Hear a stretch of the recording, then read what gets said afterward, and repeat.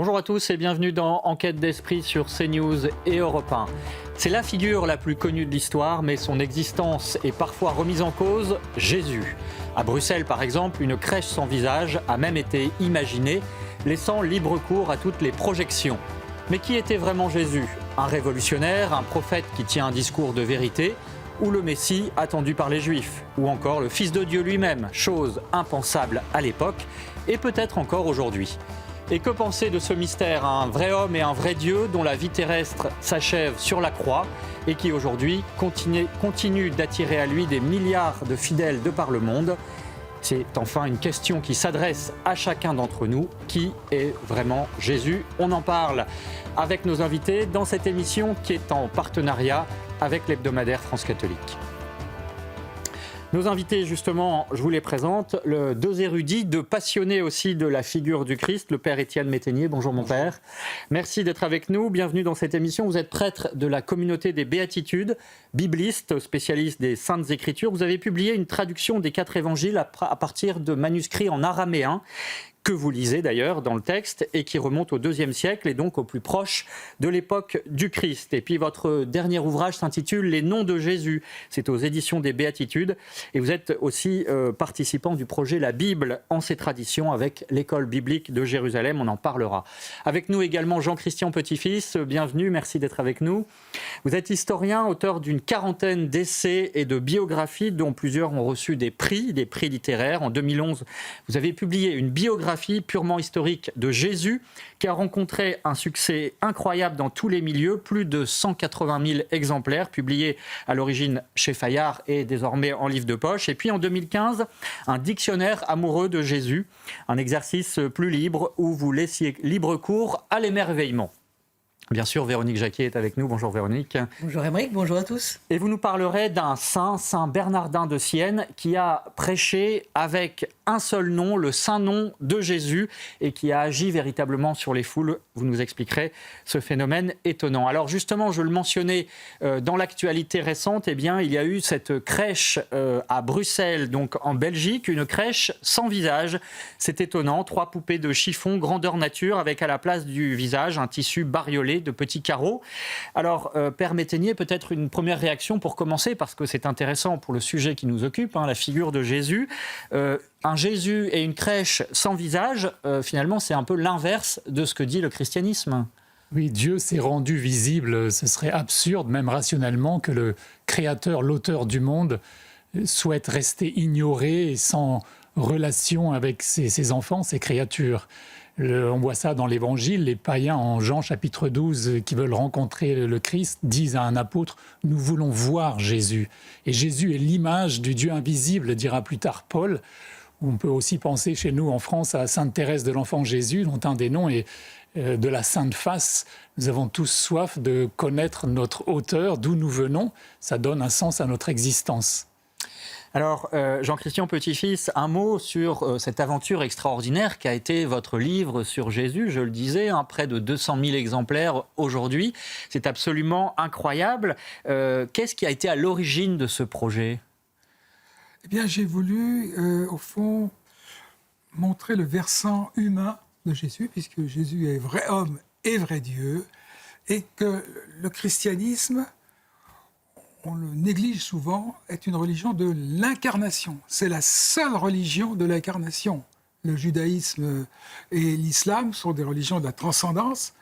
Le christianisme, c'est la religion de l'incarnation et bien entendu aussi de la transcendance. Et c'est finalement la seule religion qui nous permet de comprendre, de percevoir le mystère trinitaire de Dieu par les révélations. Donc Père, Fils, Saint-Esprit. Père, Fils et Saint-Esprit.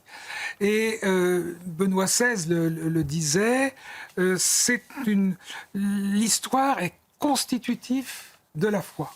Donc ça, c'est absolument capital. Un historien bien connu, agnostique, Marc Bloch, disait « Le christianisme est une religion d'historiens ». Donc cette approche historique est capitale. Et donc j'ai voulu faire une synthèse de tout ce qu'on savait sur l'histoire de Jésus, archéologie, exégèse, approche biblique, approche historique, histoire de l'Antiquité, qu'est-ce qu'on connaît de la période, de l'environnement politique, juridique, social, économique de Jésus, de la Palestine de son temps. Et vous avez été surpris par le succès de ce livre ? Vous vous y attendiez ? Non, je ne m'attendais pas à un tel succès. Et j'ai reçu beaucoup de témoignages de lecteurs me disant ça m'a permis de progresser dans ma foi ou ça m'a permis de redécouvrir la foi. Et évidemment, j'en étais fort heureux puisque c'est un peu le but. J'ai voulu séparer tout de même, évidemment, l'aspect du croyant et l'aspect de l'historien. L'historien est obligé de s'arrêter devant les mystères. Le mystère de la résurrection, il ne peut rien dire du mystère de la résurrection, sinon de constater le tombeau vide avec le linge, le linceul qui s'est affaissé sur lui-même et rien n'ayant changé dans la pièce. Même chose pour les miracles.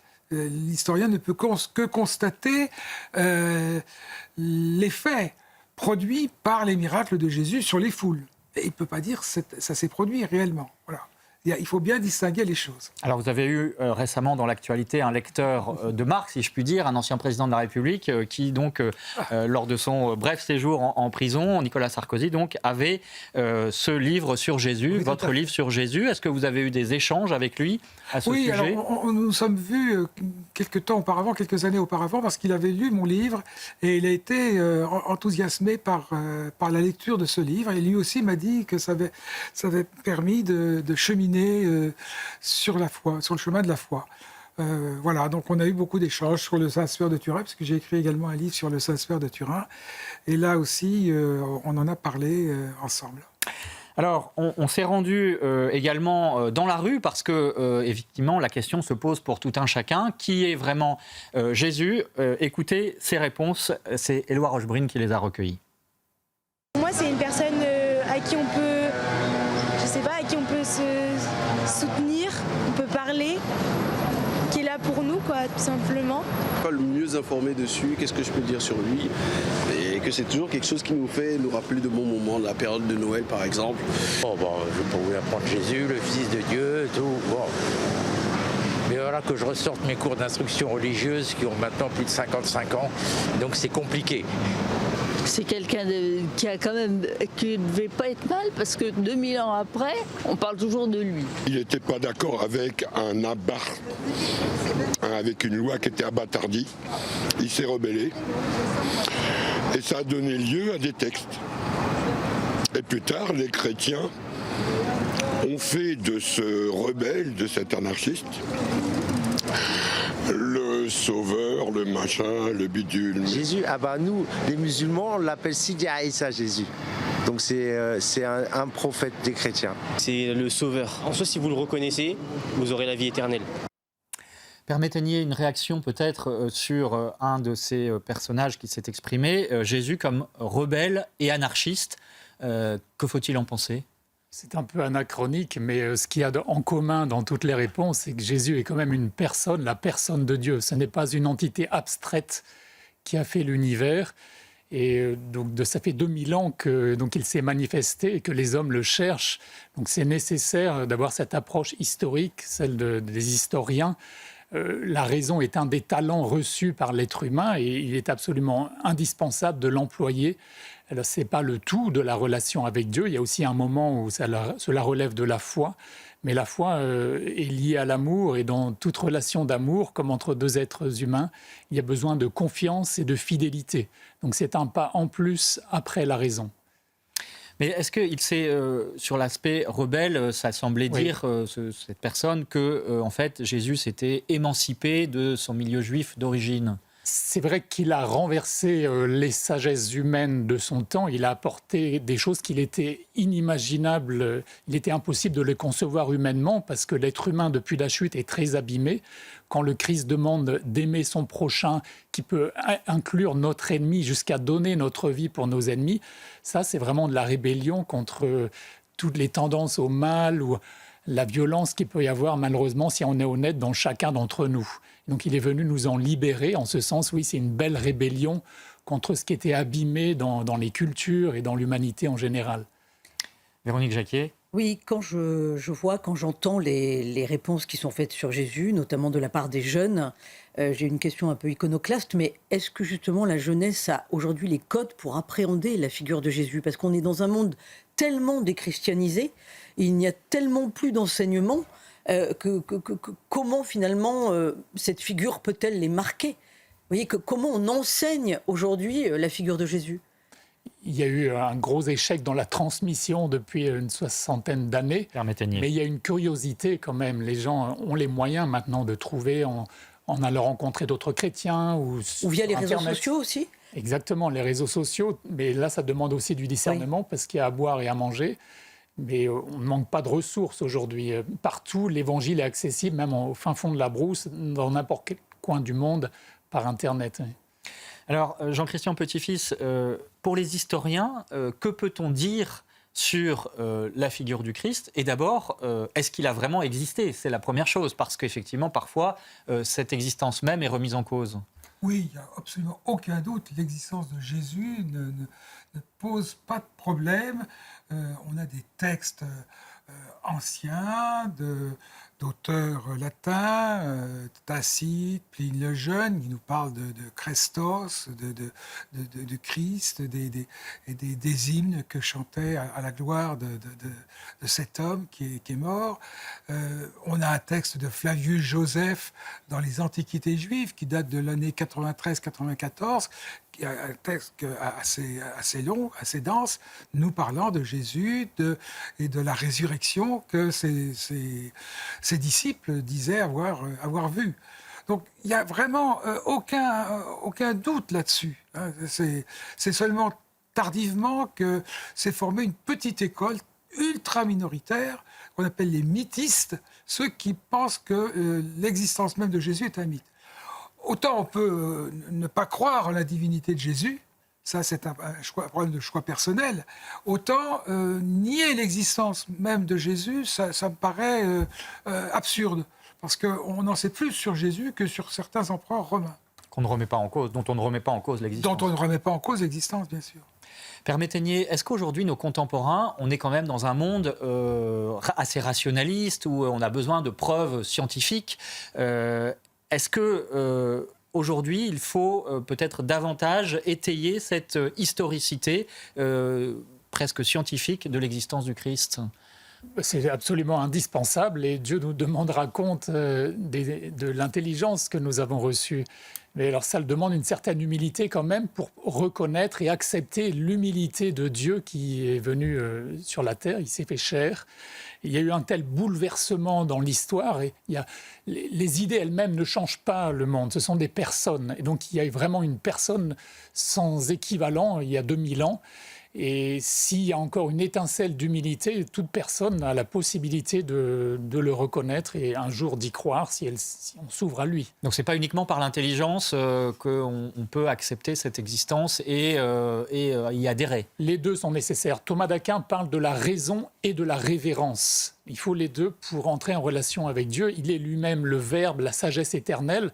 Et donc, il y a besoin d'une certaine sagesse et intelligence de la part de l'être humain. Ce n'est pas de la superstition. Une foi qui ne s'interrogerait pas pourrait être du fondamentalisme. Véronique Jacquier. Père Métainier, est-ce qu'on découvre encore de nos jours des choses sur Jésus? Est-ce qu'on apprend encore? Est-ce qu'on découvre des documents en termes de recherche biblique, par exemple? Alors, Dieu a donné suffisamment il y a 2000 ans, mais on ne cesse pas de redécouvrir des choses. Nous avons un groupe de 25 000 manuscrits du Nouveau Testament, c'est sans équivalent. Et on découvre toujours de nouvelles sources. Par exemple, la Sainte Catherine du Sinaï en Égypte, il y a 3300 manuscrits, mais 20% sont des palimpsestes, c'est-à-dire des textes écrits sur des peaux qui ont été effacés et réécrits. Et avec la technique moderne, l'imagerie multispectrale et l'intelligence artificielle, nous avons accès à ces textes. Alors, il ne faut pas attendre de nouveautés fracassantes.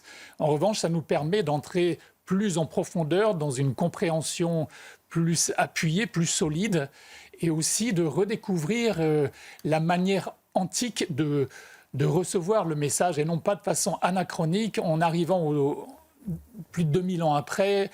Et là, actuellement, il y a un retour à la compréhension sémitique. Toute la recherche exégétique porte sur ce sujet actuellement. Vous-même avez donc, je le disais en préambule, traduit à partir de l'araméen. Qu'est-ce que ça apporte finalement, donc la langue du Christ, qu'est-ce que ça apporte à la compréhension qu'on peut avoir des Écritures aujourd'hui ? L'Évangile n'est pas une invention des Grecs ou de Constantin, puisqu'en dehors de l'influence romaine, il y a quasiment les mêmes évangiles, mais avec une proximité très forte avec la langue, la culture et la religion de Jésus. Donc il y a 350 manuscrits des évangiles en araméen, et il est bon d'aller les travailler, non pas pour les opposer au texte grec, mais en complément pour fortifier nos connaissances et donc notre foi. Alors, il y a à Jérusalem, où on va se rendre, une école qu'on appelle l'école biblique de Jérusalem, à la croisée de l'histoire et de la Bible, et qui justement étudie sur place l'historicité de la Bible. Regardez ce reportage signé Éloi Rochebrune. Face à la remise en cause rationaliste de la Bible, le dominicain Marie-Joseph Lagrange crée en 1890 une école biblique et archéologique au couvent Saint-Étienne en Terre Sainte, pour, disait-il, étudier la Bible au pays de la Bible. Le frère Jean-Jacques Pérennes était directeur de l'école entre 2015 et 2023. Indispensable d'être sur place. Il y a beaucoup de lieux dans le monde où on fait de très belles études bibliques, n'est-ce pas, et de très belles traductions. Et je dirais que c'est tout de même préférable. Nous sommes ici dans des lieux qui sont très inspirants. L'école est spécialisée en exégèse des textes bibliques. On lui doit notamment la fameuse Bible de Jérusalem. Elle participe aussi à de nombreuses fouilles archéologiques en Terre Sainte. Une trentaine d'élèves, prêtres et laïcs, viennent chaque année étudier à Jérusalem. Les cours sont dispensés par les dominicains, savants et religieux. Comme Saint Jérôme, il faut être d'inlassables et humbles ouvriers qui ont du goût à la parole de Dieu. Finalement, c'est de ça qu'il s'agit. On est là pour servir une parole qui nous dépasse, qui nous est donnée, que nous avons à transmettre. Et voilà, on fait ça avec beaucoup de patience et de joie. L'école biblique de Jérusalem poursuit l'héritage de son fondateur décédé en 1938. Elle relève l'immense défi de concilier foi et raison.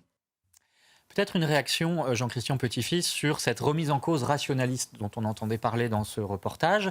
Parce qu'effectivement, s'il faut se servir de la raison à côté de la foi, ce qu'on vient de dire auparavant, néanmoins, il y a quand même eu une tentative, et peut-être court-elle toujours cette tentation plutôt, de remise en cause rationaliste de la Bible. Quel est votre avis là-dessus ? La remise en cause, elle a toujours été, elle est de tous les temps. Mais en même temps, on sait très bien que nous devons nous appuyer sur la foi et la raison. Ce sont deux piliers essentiels. Une foi totalement désincarnée, une foi qui ne reposerait pas sur les éléments fondamentaux de la raison, ça serait un fidéisme souvent qui s'évapore, qui disparaît. La foi a besoin de solide, de concret. On se pose toujours des questions. Quand on écoute un évangile à la messe, on se pose des questions sur la réalité de telle ou telle scène, de tel ou tel passage, d'une parole du Christ. C'est pas un mythe. C'est ça qui est très, très important, c'est que les évangiles nous racontent des vies de Jésus avec des approches différentes, nous montrent comment Jésus a vécu dans la Palestine du 1er siècle. Et nous sommes là, nous voyons aussi par d'autres approches, notamment les approches archéologiques, des renseignements. Nous avons des renseignements très intéressants et même novateurs. Il y a encore des choses nouvelles qu'on découvre, que les historiens découvrent. Je vous en donne un exemple.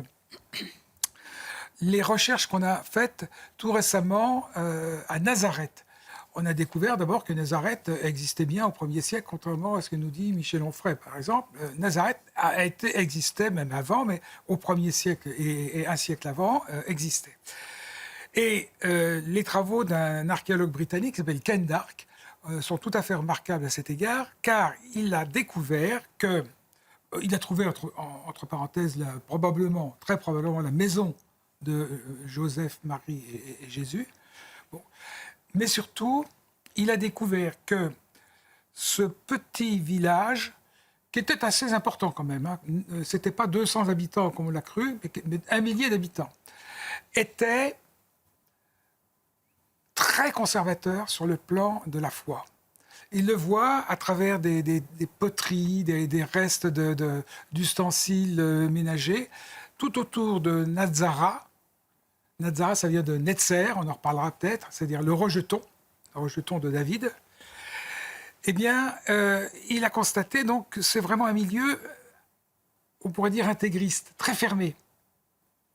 Et que quand on fait quelques centaines de mètres plus loin des fouilles, en direction par exemple de la grande ville de Séphoris, qui a été à un moment donné la capitale de la Galilée, 12 000 habitants, c'est beaucoup plus important. C'est une ville marquée par Rome, par les Grecs, l'hellénisme. Eh bien, on voit des mélanges de poteries tout à fait différents. Donc, ce milieu est vraiment très, très particulier. Souvenez-vous de ce que disait Nathanaël. De Nazareth peut-il sortir quelque chose de bon ?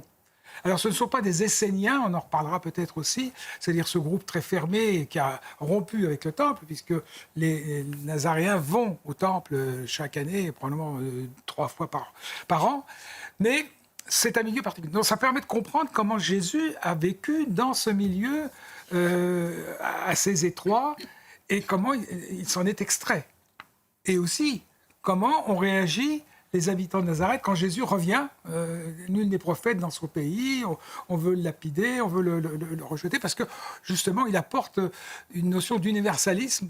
Donc vous voyez quand même comment une des découvertes archéologiques toutes récentes apporte une lumière supplémentaire en quelque sorte. La vie, l'enfance de Jésus, et les réactions qu'il a suscitées. C'est vraiment passionnant. Vous, Père Métainier, vous êtes penché sur les noms de Jésus dans votre dernier livre. On va y revenir, bien sûr, dans la deuxième partie, mais vous en avez déjà recensé 120 à travers la Bible, donc l'Ancien et le Nouveau Testament. 40 sont expliqués dans votre livre, mais la question qui se pose, c'est à quoi ça sert déjà ? Est-ce que ça donne un éclairage supplémentaire sur le Christ, là encore ? Oui, Dieu est venu en personne dans l'histoire des hommes et il a soif d'être connu. Et chaque nom donne un de ses aspects. Donc il est impossible d'aimer sans connaître d'abord une personne. Ça vaut entre 2 êtres humains, 2 amoureux par exemple. Mais combien plus c'est valable pour la source de tout amour qui est Dieu. Donc on ne peut pas se contenter d'une seule vieille image abîmée en noir et blanc d'une personne. On aime bien la voir avec beaucoup de représentations et avec tous les noms qui sont révélés, communiqués par l'esprit inspirateur des Écritures, on peut approfondir notre relation avec lui. Et c'est le but, grandir en communion avec lui. Nous sommes faits pour le ciel et là-haut, nous pourrons le connaître en plénitude. Et ça se travaille au cours de cette courte existence qui est une école d'amour. Il y a un nom qui a votre préférence parmi tous ceux que vous avez recensés ? Mais justement, on essaie de ne pas trop choisir. Le mot hérésie veut dire choisir.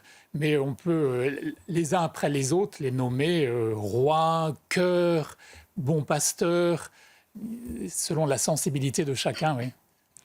Il était présent également, enfin, pas nommé en tant que tel, en tant que Jésus en tout cas, mais dans l'Ancien Testament, avant même qu'il apparaisse. Depuis Abraham, donc 1850 ans avant Jésus, il y a plus de 300 prophéties dans l'Ancien Testament qui se sont réalisées dans le Nouveau. Et donc Jésus est très clairement prophétisé dans de nombreux passages comme serviteur souffrant, le messager du Grand Conseil, c'est-à-dire l'envoyé de la Trinité. C'est assez clair, oui.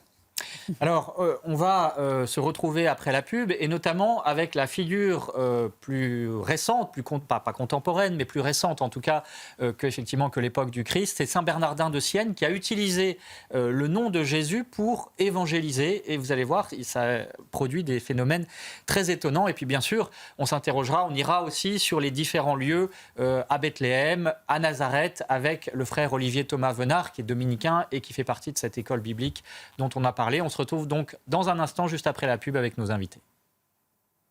De retour dans Enquête d'Esprit sur CNews et Europe 1, en partenariat avec l'hebdomadaire France Catholique. Nous parlons de la figure de Jésus. Qui est-il vraiment ?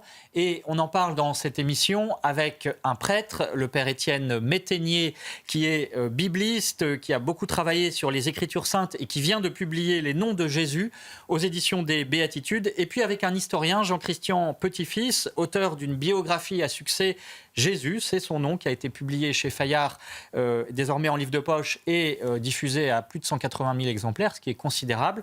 Bien sûr, Véronique Jacquier est avec nous. Et Véronique, vous allez nous parler tout de suite justement d'une figure étonnante, Saint Bernardin de Sienne, qui a réussi à convertir beaucoup de monde avec un seul nom, justement, le nom de Jésus. Alors Bernardin de Sienne, c'est un grand prédicateur italien du début du XVe siècle, un frère franciscain.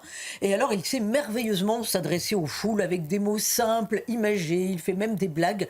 Il faut quand même s'imaginer qu'à l'époque, le public était quasiment analphabète. Alors au centre de sa prédication, il y a la dévotion au saint nom de Jésus. Le fondateur des franciscains, saint François d'Assise, vénérait le nom de Jésus. Quand il le prononçait, on dit qu'il le savourait. Donc il y a une tradition franciscaine à évangéliser en faisant pas seulement connaître, mais en faisant aimer le saint nom de Jésus. Alors comment il s'y prend ? Ça pourrait être vraiment un showman aujourd'hui, parce qu'il a compris le pouvoir de l'image. Et quand il prêche, il a toujours avec lui une tablette en bois sur laquelle est représenté le monogramme HS, c'est-à-dire Jesus Hominum Salvator, ce qui signifie en latin Jésus sauveur des hommes, le tout entouré de 12 rayons d'or, comme dans un soleil, pour qu'il soit objet de vénération. Et dans ses sermons, Bernardin dit à propos de Jésus, il faut connaître ce nom pour qu'il brille et ne pas le passer sous silence. Alors Bernardin va se faire des ennemis parce que cette dévotion au saint nom de Jésus avec ce monogramme a un incroyable succès. Et donc il est accusé d'hérésie et d'exposer le peuple à l'idolâtrie. Le pape va s'en mêler, tout ça va finalement bien se terminer parce que la futilité des charges va être démontrée. Toujours est-il qu'il va poursuivre sa prédication en apprenant donc aux foules à aimer le saint nom de Jésus. Ça va donc remarquablement marcher. 100 ans plus tard, en 1530, la fête du saint nom de Jésus est accordée aux franciscains, puis ensuite étendue à l'Église universelle en 1722. Et évidemment, les jésuites qui avaient compris la signification de ce monogramme et ô combien il était porteur, l'avaient déjà adopté comme un signe de l'ordre. Et d'ailleurs, là, je signale, la fête, c'est le 3 janvier. Voilà, tout à fait. La fête du saint nom de Jésus, c'est le 3 janvier. Permettez-moi peut-être une réaction, parce que finalement, dans l'Église, on utilise beaucoup de méthodes d'évangélisation pour essayer de rejoindre le grand public. Aujourd'hui, il y a ce phénomène de la déchristianisation. Mais est-ce que cet exemple de Saint Bernardin de Sienne ne montre pas finalement que le nom même de Jésus agit sur les esprits, sur les cœurs, par lui-même ? Le nom, c'est une personne dans la pensée juive. Et donc le nommer, c'est vraiment désirer entrer en relation avec cette personne-là. Et quand c'est une personne divine, ça produit un effet en nous. S'il y a au moins une ouverture, une disponibilité pour la confiance, il y a toute la douceur de Dieu qui vient nous visiter. Dieu a soif que nous entrions en communion avec lui. Il est notre Père. Et il a soif d'un dialogue. Il s'appelle le Verbe. Et le Verbe, ce n'est pas uniquement un monologue, c'est un dialogue entre lui, l'auteur de l'univers, et ses enfants. Verbe, effectivement, c'est un des noms de Jésus que vous signalez dans votre ouvrage. Pour autant, pour nos contemporains, peut-être que le terme mérite d'être là aussi éclairci. Qu'est-ce que ça veut dire que Jésus est le Verbe ? Alors ça vient à la fois du judaïsme, dans les traductions araméennes de l'Ancien Testament, il y a plus de 600 fois ce terme-là, qui est une présence réelle de Dieu, pas encore dans la chair pour l'Ancien Testament. Et puis ça vient aussi de la pensée grecque, c'est une pensée éternelle d'amour dans la divinité. Et le Christ, dans l'évangile de Jean et l'évangile de Luc, se révèle souvent de cette façon-là. C'est une parole créatrice, une parole qui sauve, une parole qui console. Qui est efficace, en fait. Elle est efficace, c'est vraiment se mettre en présence. Nos frères juifs, pour nommer le Seigneur, par respect pour ses autres noms sacrés, le nomment Hachem, c'est-à-dire le nom. Et là, c'est vraiment se mettre en présence et entrer dans tous les mystères de la foi contenus dans chacun de ces 120 noms. Alors la personne de Jésus, c'est aussi un être donc historique, on l'a dit, donc de chair et de sang. On va rejoindre à présent un dominicain, le frère Olivier Thomas Venard, qui est donc professeur à l'école biblique de Jérusalem et qui nous explique ce qui se trouve sur les lieux actuels qui ont été marqués par notamment la naissance du Christ. On va commencer d'abord par Nazareth avec la basilique de l'Annonciation. Donc l'Annonciation, c'est effectivement l'ange Gabriel qui annonce à la Vierge Marie qu'elle va enfanter le Christ. Écoutez le frère Venard. Quand on va à Nazareth, on visite la très grande basilique de l'Annonciation. Au premier niveau de cette basilique, elle enserre à l'intérieur même de la basilique une grotte qui était en fait la partie troglodytique d'une maison du 1er siècle. Troglodytique, c'est-à-dire qu'au 1er siècle, Nazareth est un tout petit village avec quelques dizaines de maisons peut-être, construites en dur autour d'anfractuosités dans le rocher. Et donc on a conservé comme le lieu d'habitation de la Sainte Vierge l'une de ces anfractuosités avec un peu de maçonnerie autour. Et aujourd'hui, c'est un peu le cœur de la basilique de l'Annonciation, si vous voulez, le centre de la piété qui s'y diffuse. C'est très touchant parce que ça nous permet de nous représenter la vie quotidienne qui pouvait être celle de la Vierge Marie et qui a pu être celle de l'enfance de Jésus, puisque c'était des petites habitations, peut-être 60 mètres carrés, qui bénéficiaient au maximum de la configuration naturelle. Et donc, on peut même se représenter les odeurs qu'il pouvait y avoir, puisque dans ces grottes, on creusait dans le rocher des silos pour entreposer les grains, l'huile, pourquoi pas le vin. Et finalement, toutes les paraboles de Jésus qui font allusion à la vie quotidienne trouvent assez bien leur place et une illustration pour ceux qui visitent ce genre d'endroit. Alors, Jean-Christian Petit-Fils, une réaction de l'historien que vous êtes, puisque, effectivement, Nazareth, oui, c'est l'Annonciation, donc, c'est Jésus qui naît d'une vierge.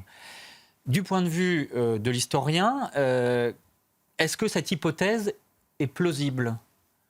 Alors, évidemment, l'historien ne peut pas se prononcer en tant que tel, mais il peut tout de même poser quelques jalons. D'abord, c'est en soi, cette annonce de la naissance virginale de Jésus, c'est plus gênant que valorisant. Déjà à l'époque. Et aujourd'hui, on se pose des questions. Évidemment, si on ne croit pas à la résurrection, on a du mal à croire en la naissance virginale. Mais il faut voir une chose, c'est que si deux évangélistes, Matthieu et Luc, et puis Jean aussi à sa manière dans le prologue, qui nous parle du Verbe qui s'est incarné, nous parle donc de cette naissance virginale, c'est qu'il y a une raison. Et cette raison, on peut supposer qu'elle a une source historique. Nous savons, par les actes des apôtres, qu'au moment de la Pentecôte, même un petit peu avant, Marie, hébergée dans la grande maison de Jean, l'évangéliste, à Jérusalem, a parlé de l'enfance de Jésus, de ce qu'elle savait de l'enfance de Jésus, et elle a reçu en retour aussi des renseignements sur la vie publique de Jésus qu'elle connaissait, mais pas très très bien, puisqu'elle n'a pas suivi Jésus. Elle ne faisait pas partie des femmes qui suivaient Jésus. Et donc, cette naissance virginale, qui apparaît dans les deux textes de Matthieu et de Luc, a une source qui est ce qu'a raconté Marie. Et on sait aujourd'hui aussi, par des analyses très précises qui ont été faites par le père Carmignac et puis par le père Laurentin, que à la base du chapitre 1 et 2 de Luc se trouvait très probablement un texte en hébreu ou en araméen, ça se discute, plutôt en hébreu, indiquant, et qui avait été traduit en grec pour Luc, puisque Luc est un médecin d'Antioche qui probablement ne parlait pas l'araméen, ni l'hébreu. Et donc il a utilisé ces renseignements, et ce n'est pas lui qui a inventé les évangiles de l'enfance. Donc tout ce qu'on voit dans les évangiles de l'enfance, on peut considérer qu'il y a un fondement historique assez solide. Beaucoup plus solide en tout cas qu'on l'a cru. On voit des légendes un peu partout, l'étoile, les bergers, les rois mages.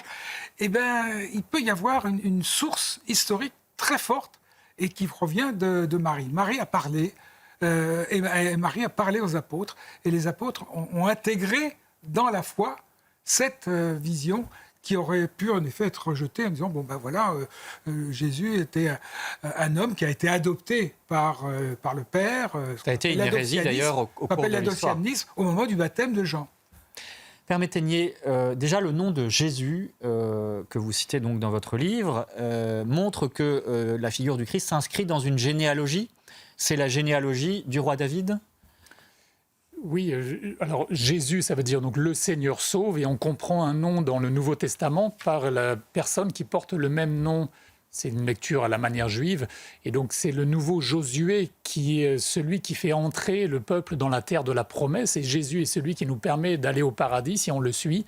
Il est celui qui est victorieux des ennemis, c'est-à-dire de nos péchés, de nos passions désordonnées, de l'esprit du monde, de la mort.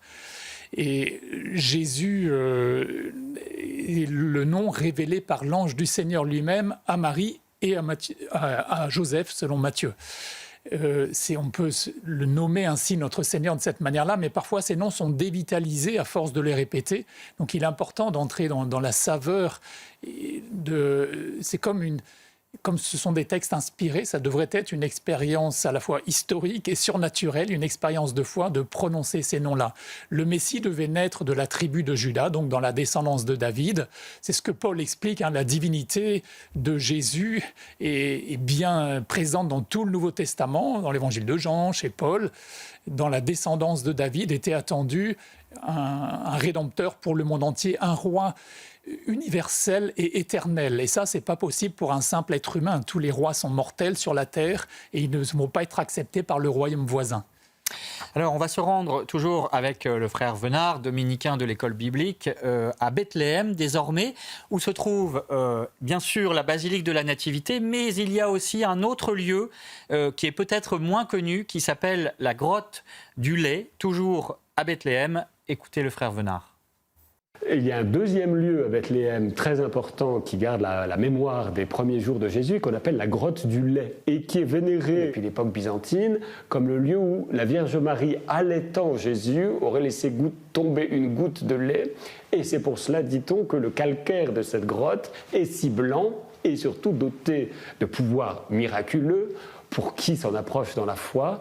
Et c'est extrêmement touchant quand on y va. De fait, des dizaines, des centaines de couples qui ont des difficultés à avoir des enfants. Il y a une petite dévotion que les franciscains ont développée depuis des années. Et il y a de très nombreux ex-voto. Alors Jean-Christian Petit-Fils, là on est évidemment dans le domaine de la tradition et de la foi, mais cependant la naissance du Christ à Bethléem, elle, pour les historiens, elle ne fait pas de doute. Alors certains en doutent, si, il faut bien le dire. Moi, je n'en doute pas du fait que Jésus appartient à un milieu tout à fait particulier qu'on appelle les Nazaréens. Et ces Nazaréens prétendent descendre du roi David. Et c'est surtout eux qui ont, par exemple, fourni les généalogies, celle de Matthieu et celle de Luc. Ni Luc ni Matthieu n'ont inventé ces généalogies. Alors elles sont différentes, l'une part d'Adam, l'autre part de Moïse, mais ça vient de ce milieu très particulier qui s'est installé dans deux villages. Un village qu'ils ont appelé Kokaba, au sud de Damas, et un autre village qu'ils ont appelé en Basse-Galilée, Netzara de Netzer. Kokaba, c'est l'étoile, et Netzer, c'est le rejeton de David.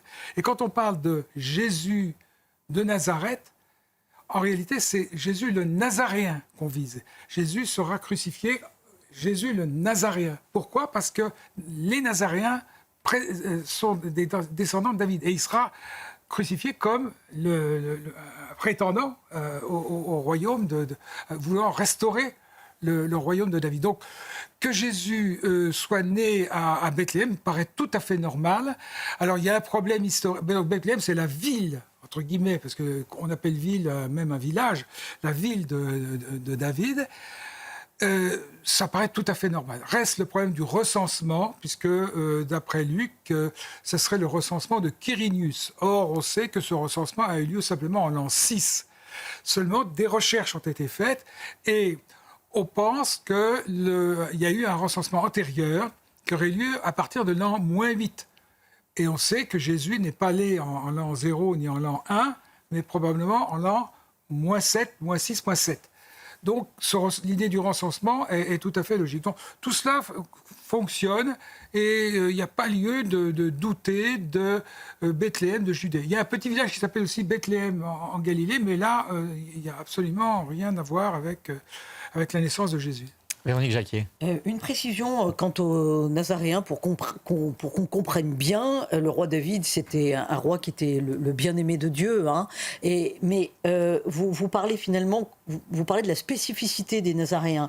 Vous dites la restauration d'un royaume comme celui du roi David. Un, qu'est-ce que ça veut dire? Et deux, est-ce que ça veut dire que quand on pense Nazaréen, il faut penser seulement à action politique? Moi, j'imagine qu'il y a quand même quelque chose de profondément spirituel, non? Chez ces Nazaréens. Il faut qu'on comprenne. Oui, bien sûr, mais pour les Juifs, quand Jésus traverse Jéricho et voit l'aveugle, on lui dit c'est Jésus le Nazaréen qui passe. Et aussitôt, l'aveugle dit Jésus, fils de David, aie pitié de moi. Bon. Il y a une attente aussi messianique qui est liée à l'occupation romaine. Le fait que après la mort d'Hérode et puis la mort d'Archélaos, eh bien, on a eu une occupation directe des Romains. La Samarie et la Judée sont occupées par un préfet, non pas d'ailleurs un procurateur, on parle toujours du procurateur, mais on le sait par une pierre qu'on a retrouvée à Césarée-Maritime. Pontius Pilatus Praefectus, préfet romain. Bon, il y a une petite différence entre les deux. Donc, c'est un préfet romain qui administre. Donc, il y a une volonté du peuple juif de se sentir à nouveau en captivité, en quelque sorte, sur sa propre terre, et on attend un libérateur. On attend un messie. Et cette attente messianique est donc ambiguë. Et c'est la raison pour laquelle, pour moi, Jésus va se trouver très gêné avec cette étiquette de Messie, Machia, celui qui a reçu l'onction. D'où l'idée de faire appel à une autre figure biblique, qui est celle du Fils de l'homme, qui figure dans le chapitre 7 de Daniel. Et le Fils de l'homme, qui doit revenir à la fin des temps, c'est un personnage au-dessus même du Messie, puisque c'est lui qui va juger à la fin des temps les vivants et les morts. Et de temps en temps, on voit Jésus qui s'assimile pleinement au Fils de l'homme, et puis de temps en temps, il part du Fils de l'homme qui va revenir, comme s'il était un peu extérieur. Donc c'est assez étrange, mais Jésus ne dira qu'il est le Messie qu'à la Samaritaine, parce que la Samaritaine appartient à une autre division du judaïsme, et qu'eux, ils attendent le Taïeb, qui est une figure plus spirituelle que ce vainqueur, que ce personnage qui va révolutionner. Jésus est hanté un peu par la crainte d'être assimilé à un révolutionnaire. Et il sera présenté comme un révolutionnaire par les grands prêtres, exactement, en disant, voilà, nous sommes de bons collaborateurs, on vous livre Jésus, un Nazaréen, descendant de David, qui veut se faire roi, et qui dit, c'est plus la peine de payer l'impôt, etc. On voit donc ce Jésus qui essaye de... C'est plus du tout la même chose aujourd'hui, puisque la notion de Messie, la notion de Christ, Christos, c'est Messie, eh bien, est accolée à Jésus, parce que c'est une notion spirituelle. Mais à l'époque, il y avait une connotation politique. Et quand il multiplie les pains, eh bien, on veut le porter, le mettre sur le pavois, et on veut qu'il parte à la conquête du pouvoir. Alors, Père Métainier, il y a un phénomène très étonnant dans la succession de fêtes qui commémorent en fait la naissance du Christ. Il y a Noël, bien sûr, et puis tout de suite après, il y a la fête des Saints Innocents, qui est fêtée aujourd'hui même, le 28 décembre, qui rappelle donc cet épisode du roi Hérode qui fait assassiner, il n'y a pas d'autre mot, tous les nouveau-nés de Bethléem, parce qu'il craint justement qu'il y ait là, comme lui ont dit les mages, la naissance du Messie. Qu'est-ce que ça veut dire que 3 jours après Noël, on commémore ce massacre dans la foi catholique? Quel sens on peut donner à cette succession d'un épisode joyeux et d'un épisode douloureux? Dès les débuts, dès la manifestation du Fils de Dieu venu dans la chair, il y a une résistance de la part d'êtres humains et aussi des esprits déchus qui n'acceptent pas l'abaissement dans la chair. Or, le propre de l'amour, c'est de s'abaisser, dit Thérèse de l'Enfant Jésus. C'est-à-dire que si Dieu était venu sous forme d'un empereur triomphant, un roi glorieux, un philosophe époustouflant, on aurait été comme contraint dans notre liberté de l'accepter. Alors que là, en venant dans la chair, c'est aussi le motif de révolte de Lucifer. Le 6e jour, selon la tradition de la création, Satan n'a pas pas accepter que Dieu fasse des créatures de chair vulnérables comme nous, parce qu'il y a un mépris de la chair. On voit ça dans beaucoup de gnoses, des systèmes religieux naturels. Et donc cette résistance s'est concrétisée par un massacre. Alors on n'est pas sûr historiquement que ce soit déroulé exactement de cette façon-là, mais si l'Évangile le dit, les anciens n'étaient ni des menteurs ni des idiots, donc pourquoi pas? L'histoire n'a pas non plus transmis la totalité des événements comme une photographie ou comme un reportage à l'époque moderne. En tout cas, ce qu'on sait, Jean-Christian Petit-Fils, c'est que le roi Hérode, donc, dont on parle, était un tyran cruel et sanguinaire. Oui, et précisément au moment où on peut situer ce massacre des innocents, donc c'est dans -6 à peu près, eh bien la paranoïa du roi Hérode, qui par ailleurs est un immense roi bâtisseur, hein, mais la paranoïa n'a fait que s'accentuer. Il a peur de perdre son trône. Il a fait assassiner une de ses femmes, Mariamné, et là, en l'an -6, il fait assassiner 2 de ses fils, Alexandre et Aristobule. C'est au moment du massacre des innocents. On a un texte aussi ancien qui nous parle de Hérode qui a tué des enfants. Alors, on n'a pas, en effet, vous le disiez, Père, d'un renseignement très précis sur les massacres des saints innocents à Bethléem. Mais Bethléem, c'était une petite bourgade. Et qu'est-ce que c'est que 10-15 enfants dans l'océan de crimes d'Hérode le Grand? Donc c'est tout à fait plausible. Il est mort en -4, semble-t-il. Au moment de mourir, voyant que, pressentant qu'on ne le pleurerait pas, il avait demandé à sa sœur de faire massacrer et d'enfermer 300 de ses courtisans les plus zélés dans l'hippodrome de Césarée maritime pour les faire massacrer de façon à ce que tout le monde puisse pleurer et donc pleurer lui-même l'empereur, donc, enfin le roi. On peut signaler d'ailleurs, je le précise parce que ça rejoint aussi l'actualité, que le pape Léon XIV a récemment béni et installé au Vatican une crèche dite Pro-Vie composée de 25 000 rubans en lieu et place de la paille traditionnelle, ces rubans symbolisant un des enfants sauvés grâce aux prières de l'opération 40 jours pour la vie. C'est aussi une association, bien sûr, ce qui rappelle que Noël est également un message de vie. Peut-être pour les quelques minutes qui nous restent, parce que cette émission arrive à sa fin, évidemment, on pourrait explorer énormément de choses sur cette figure de Jésus, mais il y a un point qui est quand même extrêmement important, qui a été rappelé par le pape d'ailleurs lors de son voyage en Turquie. Il est allé à Nicée, en Turquie, donc c'est là, fin novembre, où les pères de l'Église ont proclamé Jésus vrai Dieu et vrai homme, ce qui nous ramène vraiment à la problématique, le cœur de la foi.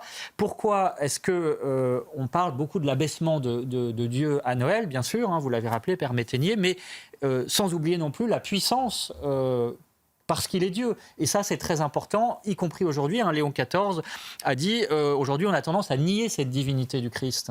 Oui, c'est un paradoxe, c'est-à-dire que l'abaissement de Dieu en venant comme un petit enfant n'est pas une diminution de sa grandeur, de sa puissance, mais au contraire, elle est manifestée avec plus d'éclat, elle n'est pas diminuée, mais magnifiée, c'est une inclination de sa miséricorde. Et lui, Dieu a pensé que c'était ce qu'il convenait pour que ses créatures le reconnaissent et essaient de l'écouter en vivant selon le bien, en cherchant la paix et la joie, et non pas toute cette violence qu'il y a depuis le crime fratricide de Abel tué par Caïn. Mais ça montre, il y a un continuum quand même dans la vie du Christ entre effectivement cet épisode de la crèche et le crucifiement, c'est rappelé par des cantiques de Noël, et qu'après ce crucifiement, il y a la résurrection. Donc effectivement, dans ce petit bébé qui naît à Noël, il faut savoir voir aussi le Fils de Dieu qui va ressusciter à Pâques. C'est un peu le paradoxe. Tout est déjà présent, même cette grotte dont témoignent les premiers témoins après les Écritures annonce le tombeau.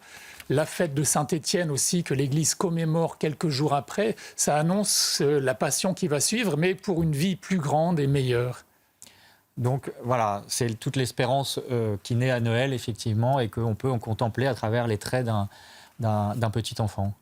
Merci beaucoup à tous les deux d'avoir éclairé la figure du Christ. Bien sûr, il y reste de nombreuses facettes dont on n'a pas pu parler, mais je renvoie à vos livres, Père Métainier, Les noms de Jésus, aux éditions des Béatitudes, et puis Jean-Christian Petit-Fils, donc cette biographie Jésus, et puis aussi le dictionnaire amoureux de Jésus, qui est là plus personnel, on peut dire. Ah oui, tout à fait. Voilà, tradition des dictionnaires Itinéraire amoureux. Votre passion dont vous nous avez fait part au cours de cette émission, c'est publié chez Plomb. Merci beaucoup aussi à vous, Véronique Jacquier, qu'on retrouvera, je le signale, le 1er janvier pour la messe du début de l'année 2026, qui sera celle de Léon XIV et que vous commenterez à l'antenne sur CNews. Et puis un dernier mot peut-être sur France Catholique actuellement. Bien sûr, qui vous propose un numéro spécial Noël. Alors, vous découvrirez le Jésus de l'histoire avec un entretien de Jean-Christian Petit-Fils, mais aussi vous découvrirez vraiment d'une façon spirituelle à quoi correspond la crèche, à quoi elle renvoie des mystères de Noël et de l'incarnation. Et France Catholique, c'est bien entendu sur abonnement ou sur france-catholique.fr pour en savoir plus. Voilà, merci aussi à vous d'avoir suivi cette émission. Une très bonne année donc par avance à tous. On se retrouvera le 4 janvier, pour vous parler d'une autre grande fête qui est celle de l'Épiphanie, des rois mages notamment. Là aussi, quel sens à la fois spirituel et historique on peut donner à cet épisode de l'Évangile. Merci beaucoup à Aurélie Lucano et à toutes les équipes techniques de CNews. Et bien sûr, vous restez à notre écoute sur CNews et Europe 1.